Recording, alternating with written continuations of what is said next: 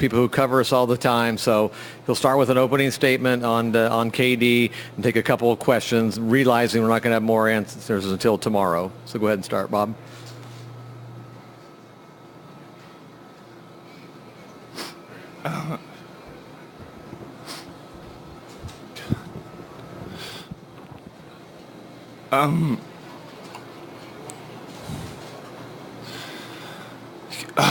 Kevin had it's an Achilles injury. I don't know the extent of it. He'll have an MRI tomorrow. Prior to coming back, he went through 4 weeks with our medical team, and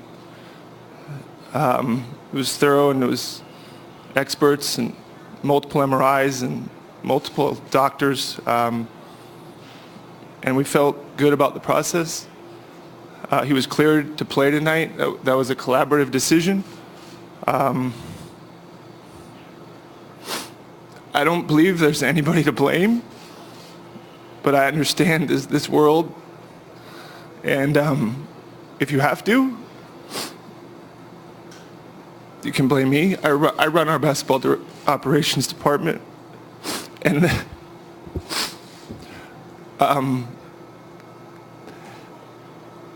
let me tell you something about Kevin Durant. Kevin Durant loves to play basketball, and the people that questioned whether he wanted to get back to this team were wrong. And I'm not here to... He's one of the most misunderstood people. He's a good teammate. He's a good person. It's not fair.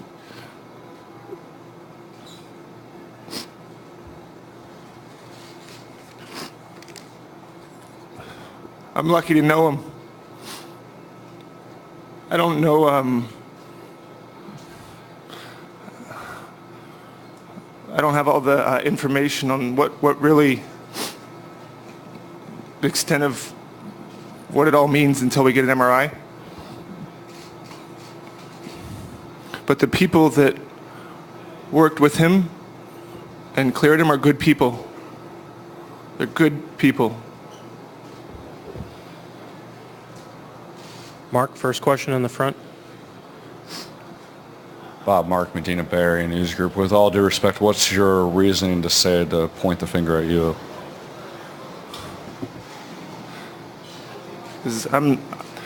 I am the president of basketball.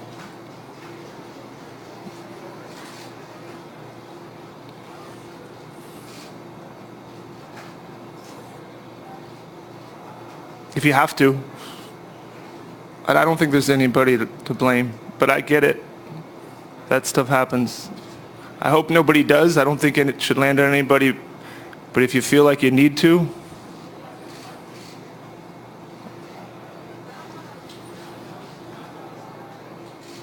Anything else? Ann in the middle. So I'm watching this the same as you are, and I'm looking at Tim Legler, and the emotion is it's just so unusual to see, because you're dealing with someone who's dealing with an injury, and he's saying, if you want to blame somebody, blame me. I want to welcome in Brian Windhorst here, and Brian, you've been covering this throughout, and there's been, a bit of secrecy, which I understand, because it doesn't benefit them or anyone else for all of the information to be out. But it's clear that Myers is saying, hey, look, like he'd been cleared, and we couldn't know that this was going to happen. How are you processing what you're hearing from the Warriors GM? Well, Scott, I was in the Warriors locker room area all night again, just like I was last week. And the doctors' faces were ashen when Kevin came back there. You could feel it was almost like it was a mini funeral back there. And he limped out midway through the third quarter. You don't leave a game of this magnitude. This is a guy who's been cheering his team along the whole time.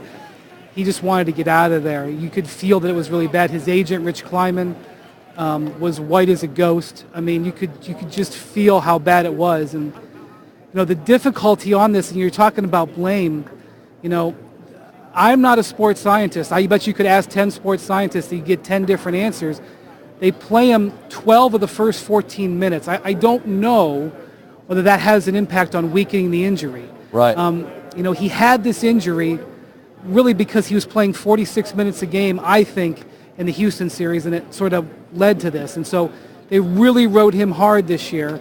They didn't have backup wings. They elected to sign DeMarcus Cousins because, they instead of a wing. So you could go all the way down the line and find 15 different places here.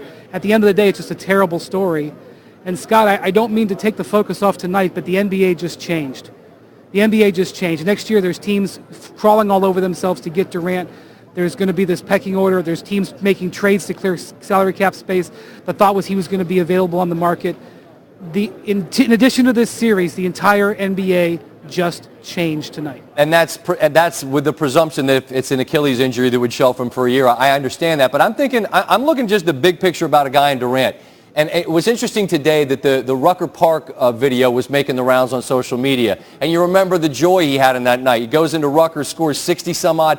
This is a guy who, as Bob said, and it's true, he just loves to play basketball. Like, that's what he does. And so I would imagine to some degree, as great as he is and loving to play as much as he does, and down 3-1, if he can go, he's going to try to go. So I don't know how you protect someone with that competitive spirit and that level of talent who loves to play from playing.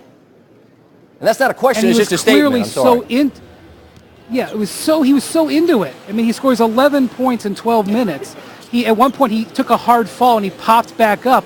In warm-ups, pregame warm-ups, when he came out here, the fans were paying attention to every single shot that he made. And to sort of send them a message, he threw down a dunk. I mean, he was reveling in his ability to contribute in this game. They got up that huge lead early on. They really feel like getting a win tonight was like a win and a half. Because in the 2-2-1-1-1 format, you go home with momentum and go home with Durant, with Oracle in the last game. He was so fired up to play in this game.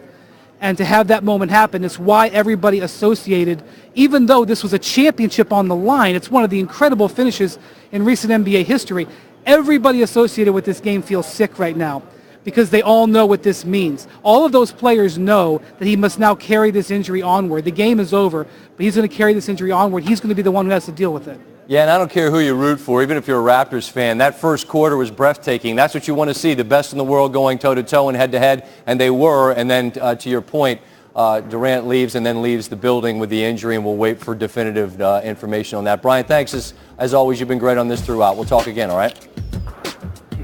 All right, that's Brian Windhorst. All right, as we continue on, we owe you that Nick Nurse sound on what the idea was there late for Lowry. Tim Legler is going to diagram that. Also, Steph Curry will be stopping by to